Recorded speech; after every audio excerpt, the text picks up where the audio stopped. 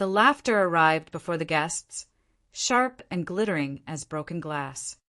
I stood at the edge of Mom's backyard, a paper plate trembling in my hands, watching Troy hold court by the new stone patio, the one he'd paid for with money that should have been shared.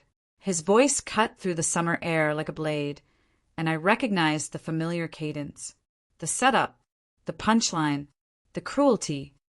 "Hey, Maddie!" he called, and the gathered crowd turned toward me like sunflowers tracking the sun. "Still enjoying life in your little woodworking retreat." The words landed heavier than the heat. A woman beside him, his wife, I reminded myself, though I'd only met her twice, tilted her head back and laughed, that practiced sound of someone learning cruelty from a master.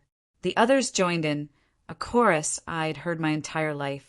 My fingers tightened on the paper plate until the edges dug welts into my palm.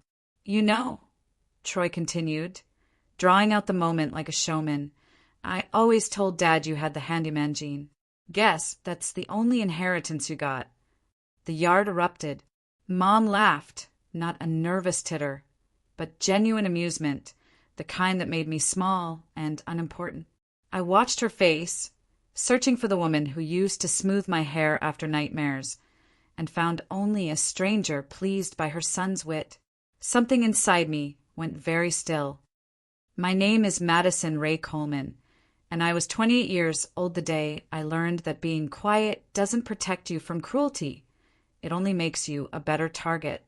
People who don't know me well assume I'm shy. They're wrong. I learned to be small because my father died when I was 16, and grief changed the architecture of our family. Dad used to call me his steady one. He'd squeeze my shoulder and tell me I was the kind of person people could lean on. I learned to fix things with my hands and hold my tongue with my heart, believing that if I was just good enough, quiet enough, steady enough, I could hold us all together. When his heart stopped in his sleep, the house changed overnight. Troy stepped into the vacuum he left behind like he'd been born for it. Smooth, loud, confident. He had Dad's charm, but none of his conscience, and our mother, drowning in grief, seemed to mistake ambition for strength. She began listening to his suggestions about the house, about finances, about my future, and I, the steady one, kept believing that family meant something. The funeral was held on a Tuesday. The flowers smelled like forced apology. Troy stood beside the coffin, looking simultaneously devastated and hungry, and I realized, with a clarity that still shocks me, that I was watching a performance. 3 weeks later, Mom called me into the kitchen. Her hands trembled as she placed a pen in front of me and spread documents across the granite counter. "Troy thinks we should sell the house," she said quietly. "The memories are too painful, and he's found an investment opportunity, something that could really help us." I stared at the papers. The house looked small, reduced to numbers and legal language. My room was on that deed. Dad's workshop was in that backyard. "Mom, we don't have to rush this." We could. "I know what I'm doing, sweetheart," she said, and her voice had that finality that adults use when they've already decided but still want children's consent. Troy's been through 3 business ventures. He knows what he's doing. What Troy knew was how to smile while taking things that weren't his to take. I signed the papers with a pen that trembled. My signature looked like it belonged to someone fragile, someone who could be moved by other certainties. I was right. 6 months later, I stood in front of a shed. It wasn't the family's shed. That one had been torn down along with the house. This one sat behind a cousin's property, 2 acres back from the road, near a tree line that had looked promising from a distance. Up close, it was less cottage and more structure that predates modern building codes. But it had 4 walls, roof that mostly worked, and a lock I could afford. The real estate agent, a friend of a friend, had mentioned it was available for an indefinite lease at a price that matched my assistant coordinator salary at Hamilton Development, my new job at entry level. "It's temporary," Mom had said when she'd helped me carry boxes. "Once Troy's development takes off, we'll all benefit." He promised. Troy's development never took off. What took off was his lifestyle. The photos appeared in our family group chat, the kitchen with marble countertops, the truck with leather seats, the vacation to Cabo with captions about working hard and playing harder. Each image was a small knife. I didn't post pictures of my shed. There was nothing to post. The winters were the worst. The heater coughed like a dying animal, and the roof maintained a slow, philosophical drip that seemed to fall directly onto my pillow. I'd wrapped Dad's old jacket around my shoulders, the one he'd left in the house, which I'd managed to take before the movers arrived, and listened to the wind make lonely music through the cracks. Some nights, I cried until my pillow soaked through, until my throat was raw with the sound of everything I'd lost. The other nights, I made soup on a hot plate and read contract law textbooks I'd bought with money from my job. That was the real inheritance. Not the house or the money, just the quiet insistence that if I kept working, kept learning, kept my head down, something would eventually change. Troy's texts arrived regularly, each one a small blade wrapped in humor. Still roughing it in the woods? Huh, at least you're building character. Saw a nature documentary about shed-dwelling creatures. Thought of you. Maybe you can borrow my charger when your power cuts again. I never responded with anger. I'd learned that feeding his cruelty only extended the feeding. Instead, I'd set the phone down and returned to my books. Hamilton Development was a mid-sized firm that handled regional projects, shopping centers, residential complexes, the unglamorous architecture of expansion. I'd started as an administrative assistant, filing papers and scheduling meetings, but I'd also started paying attention. The contracts, the zoning maps, the surveys, the way money moved beneath the surface of a city like blood through veins. Mr. Lee, the senior project manager, had noticed one day when I'd stayed late to reorganize the filing system. "You're observant," he'd said, setting a thick folder on my desk. "That's rare in someone your age." "I like understanding how things work," I'd replied. He'd smiled and started giving me more responsibility, reading property assessments, reviewing boundary lines, attending site meetings where I took notes no one had asked me to take, but everyone eventually came to value. For the first time since Dad died, I felt like I was building something. 3 years passed like seasons changing. I received 2 promotions. The shed's roof got patched, not by Troy, but by me with materials I'd learned to source and skills I'd taught myself. I started a garden, 3 tomato plants, and a crooked row of marigolds that somehow thrived in tough dirt. The family group chat continued its performance. Troy posted photos of increasingly impressive accomplishments. Mom sent heart emojis. I sent pictures of my garden. Troy responded with laughing emojis and comments about making things bearable. I learned to smile through the screen. I learned to type congratulations I didn't feel. Inside, I was mapping a different future, one they couldn't see. Then came the day everything changed. I was organizing the project files, a quarterly archive we did every spring, when Mr. Lee came by my desk looking harried. "Madison, I'm going to need to step out this afternoon. Doctor's appointment I can't reschedule. Could you hold down the fort? If anything urgent comes up with the North Ridge project, you know where everything is. North Ridge Estates, Troy's pet project, the development that had consumed his conversations for the past 2 years, the one he'd texted me about constantly, like a child showing off a perfect report card.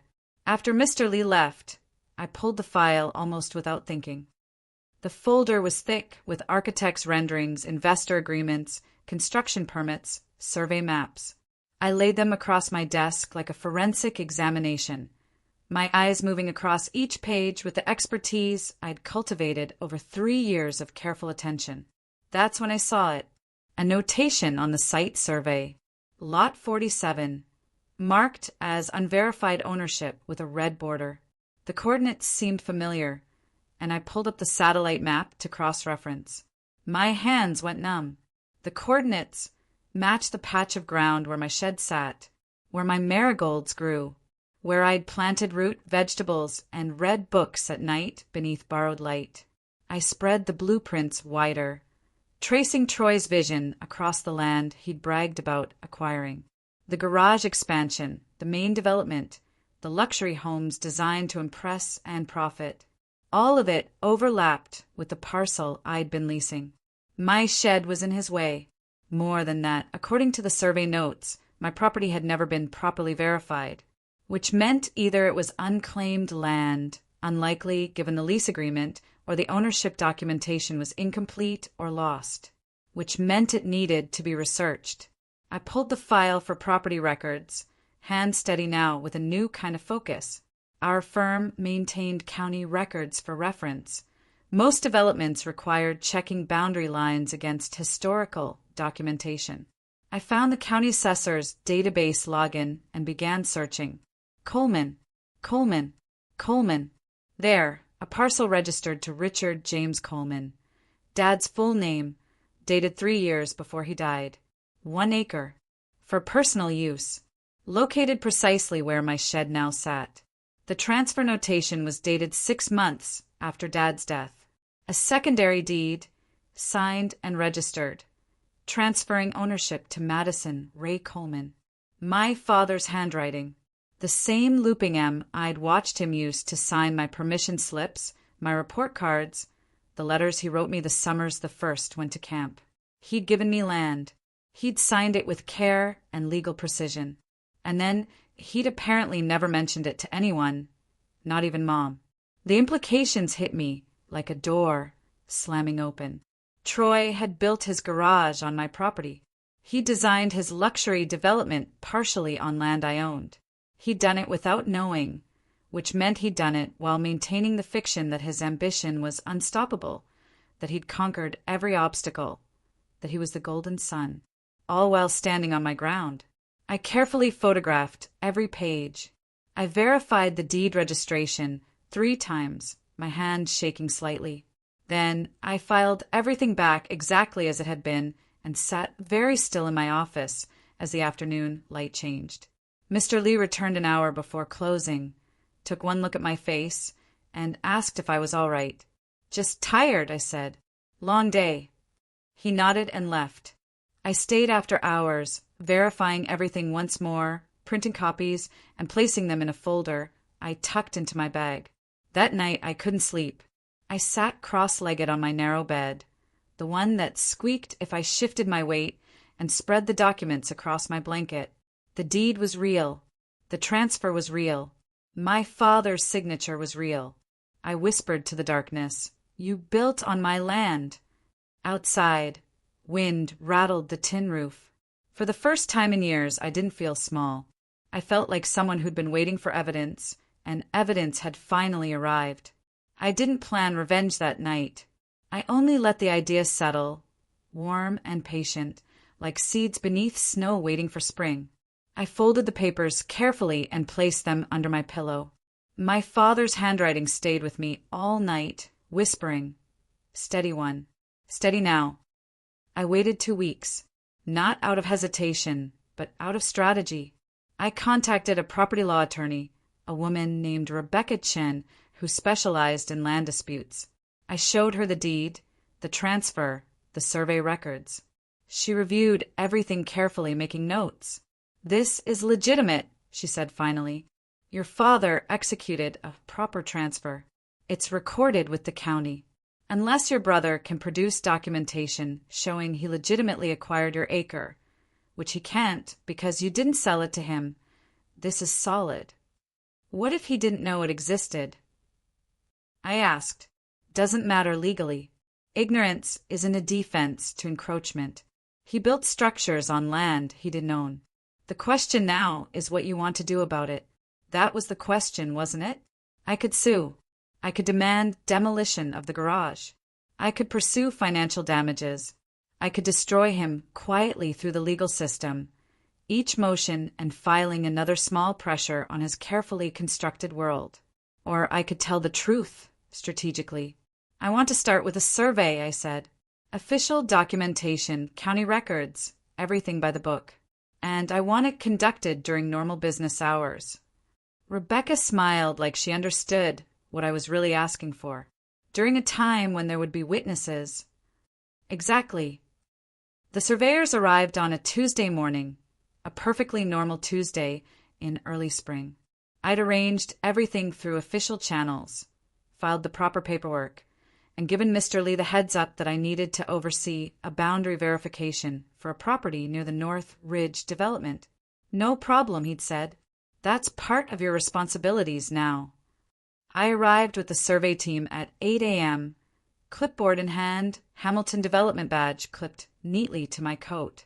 The morning smelled of frost and possibility. Workers milled around the site, and I recognized several of them. They'd become faces in Troy's endless Facebook updates.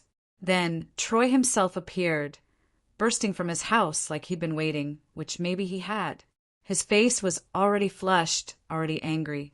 "What the hell is going on here?" he shouted. "Who authorized surveying on my property?"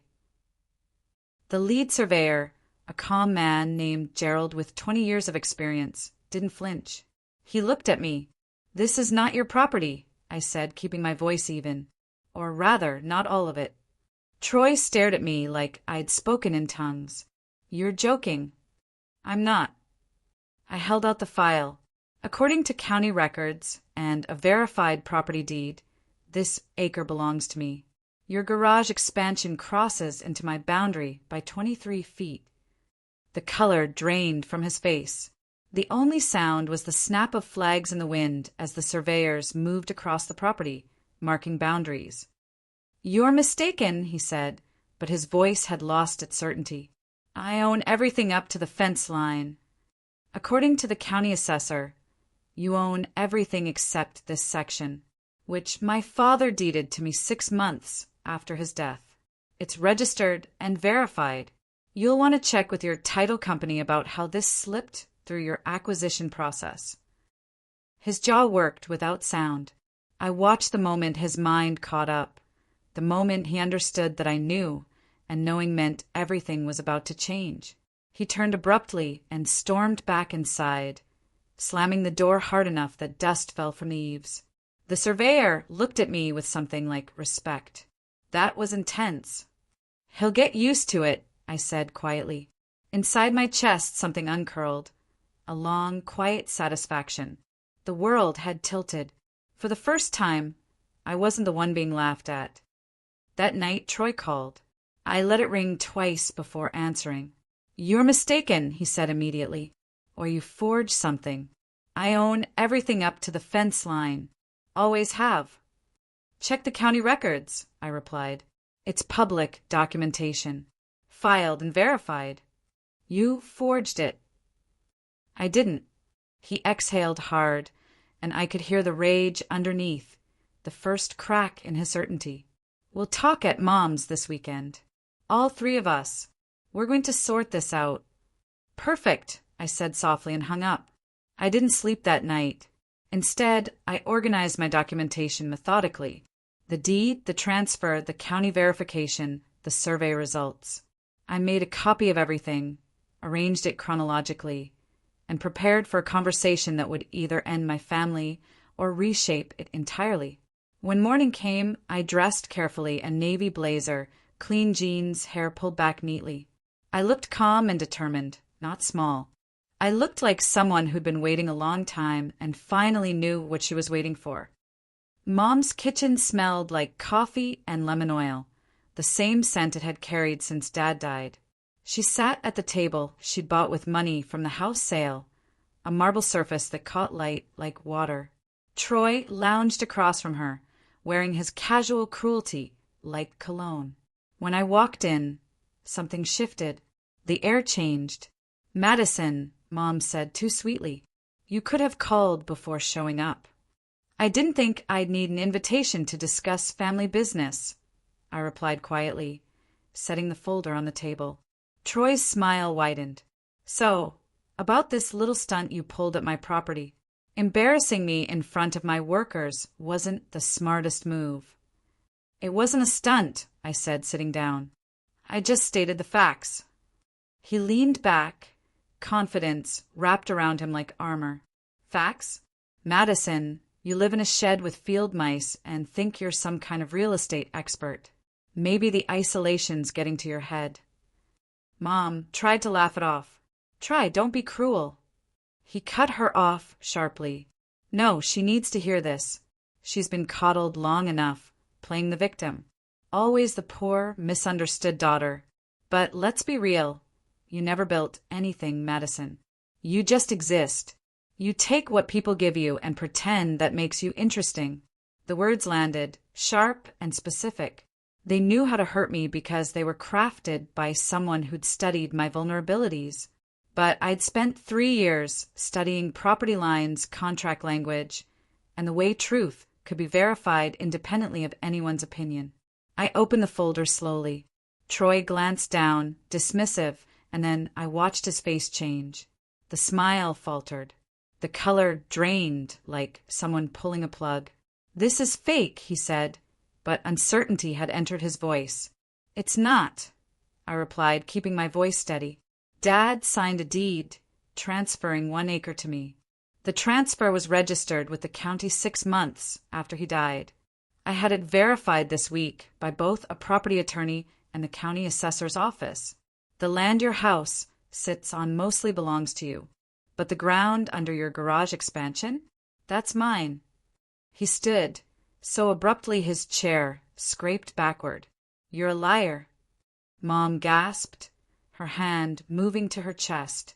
"Madison, this can't be true." "It is," I said softly. "Dad left me something. He just didn't tell you."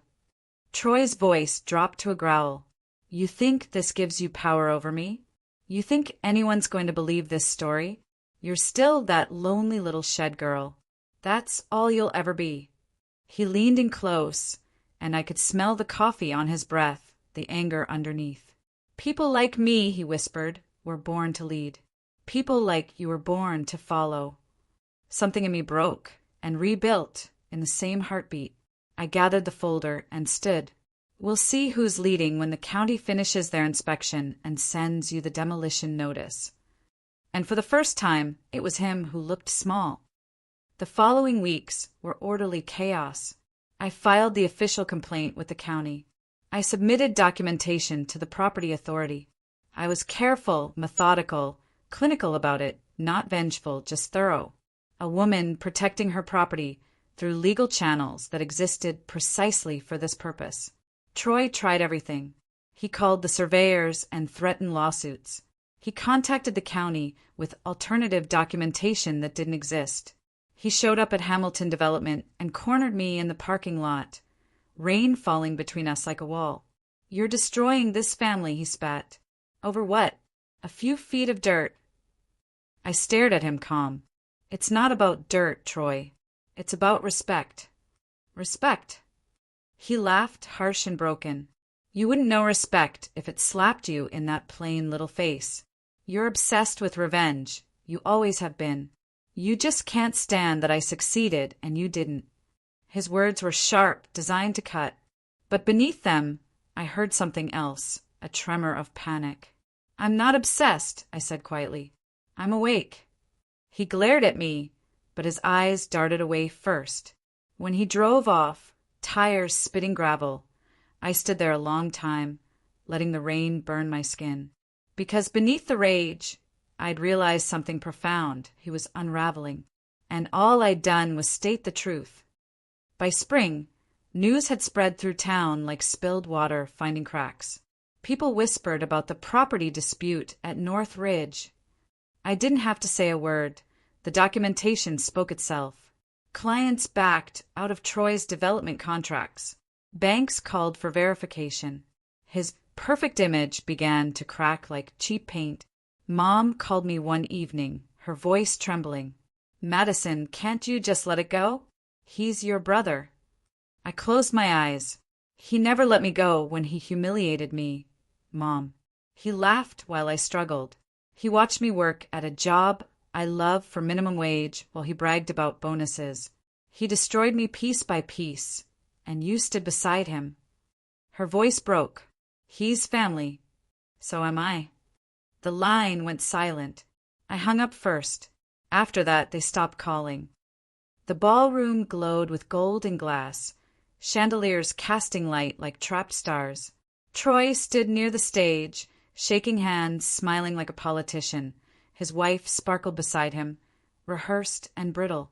They still looked perfect to people who didn't look closely. When I walked in, the crowd shifted. Heads turned. I wore a deep emerald dress that hugged every quiet scar and victory. My hair was pinned in soft waves, my eyes steady.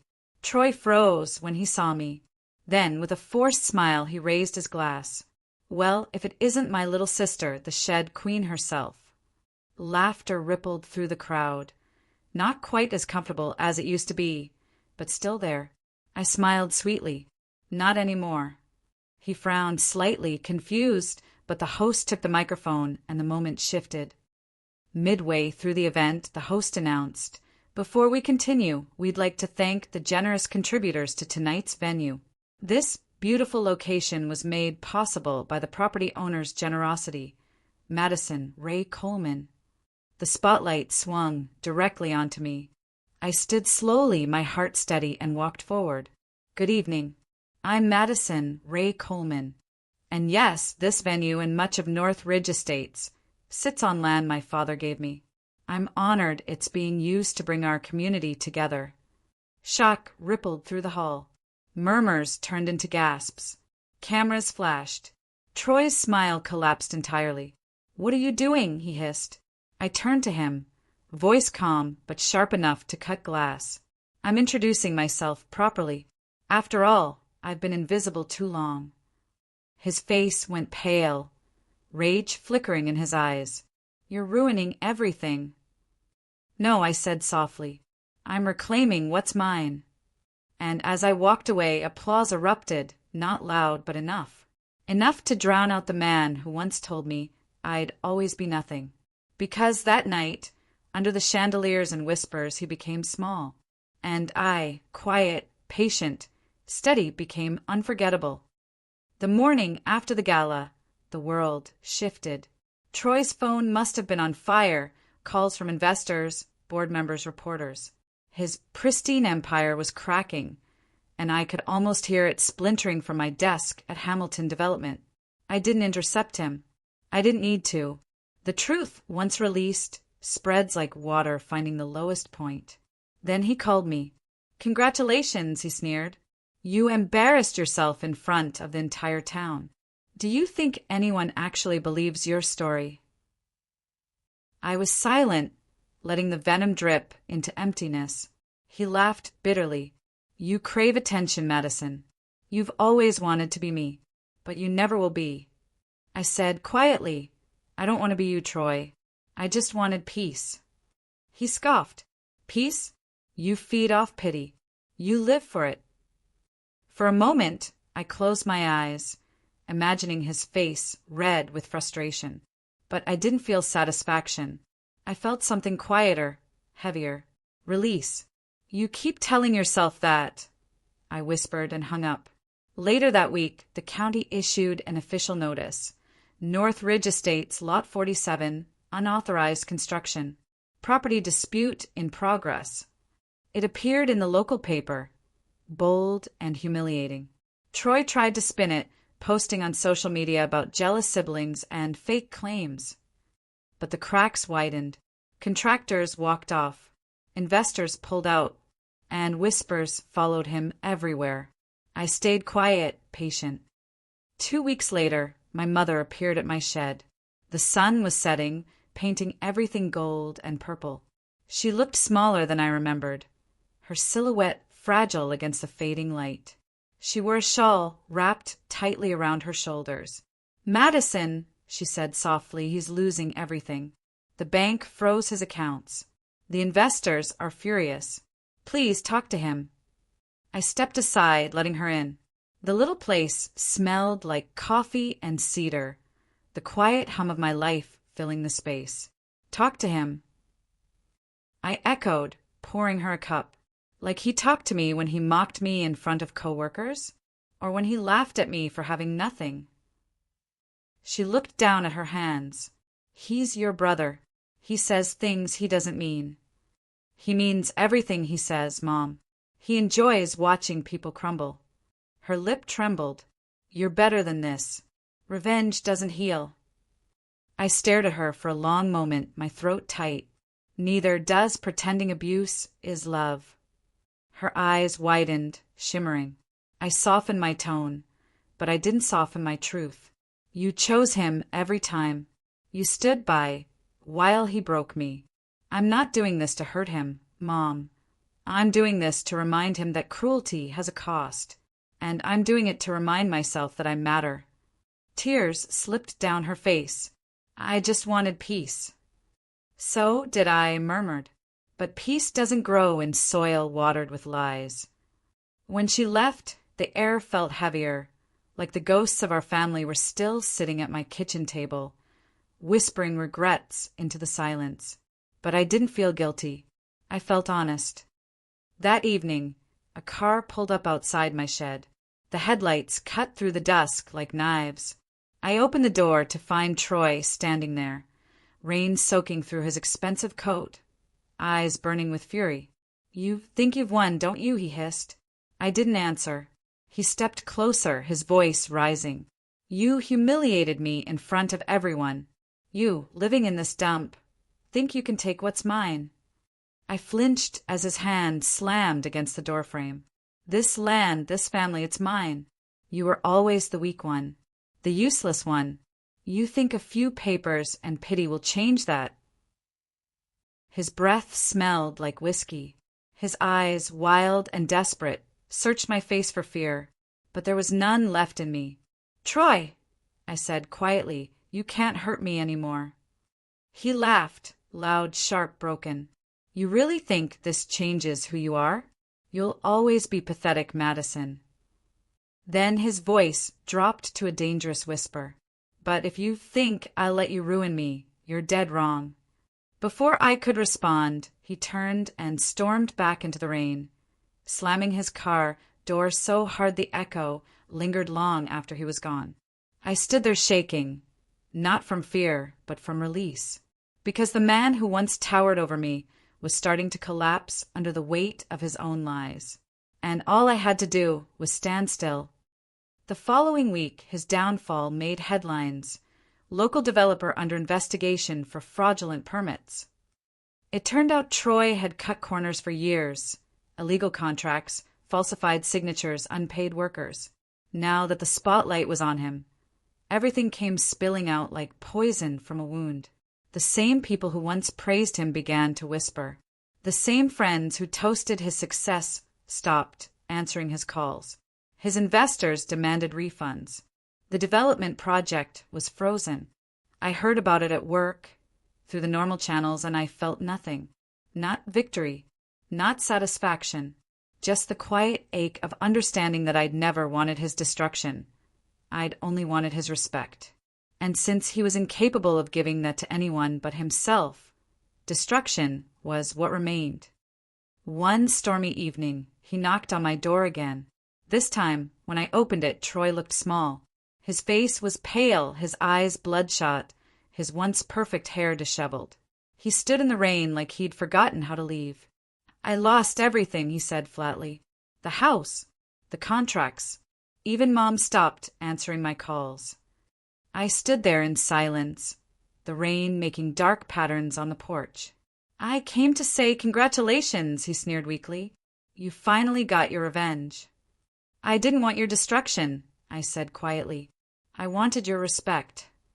He laughed bitterly. Respect? You'll never get that from me. Because deep down, you'll always be that scared little girl begging for scraps. Something inside me hardened, not with anger, but with clarity. I met his eyes, calm and steady. Then, I guess I finally stopped begging. For a long moment, he just stared at me, speechless, hollow, defeated. Then he turned and walked away into the rain. I watched until his figure disappeared into the fog, and for the first time in years, the silence that followed didn't hurt. It healed. The invitation came in a cream-colored envelope with Mom's careful handwriting. Family barbecue, like old times. I almost didn't go, but I understood, finally, that healing isn't about forgiveness happening in an instant. It's about deciding moment by moment, whether you want to be the person who holds onto pain or the person who lets it pass. I went. The yard was smaller than I remembered, weighed down by years of resentment. Troy was there, lean, bitter, attempting confidence. His once slick hair was now dull, his smile tight. He'd lost the house, but kept the attitude, which somehow felt worse than losing everything. When he saw me, he started to make a joke, but the words died in his throat. Something in my face told him the era of easy mockery was over. I sat down, calm, my hands folded in my lap, and I let him understand without words that I'd stopped waiting for his permission to matter. Halfway through the meal, there was a commotion at the gate. County officials arrived with paperwork. They cordoned off the section of property that Troy still occupied, pointing out the violations. He stood there, white-faced, as his remaining world got smaller. And this time I didn't feel satisfied. I felt sad, because somewhere, buried under years of cruelty and competition, there was a boy who'd lost his father and decided the answer was to become harder instead of kinder. 6 months later, Hamilton Development promoted me to senior project lead. My first major project was overseeing affordable housing development on reclaimed land, some of which had once belonged to Troy. Full circle, as they say. When I walked through those fields again, the grass shimmered in the sun, tall and gold, whispering softly in the wind. I thought of Dad then, his quiet strength, his faith in me when no one else believed. And for the first time I didn't feel small. I felt seen.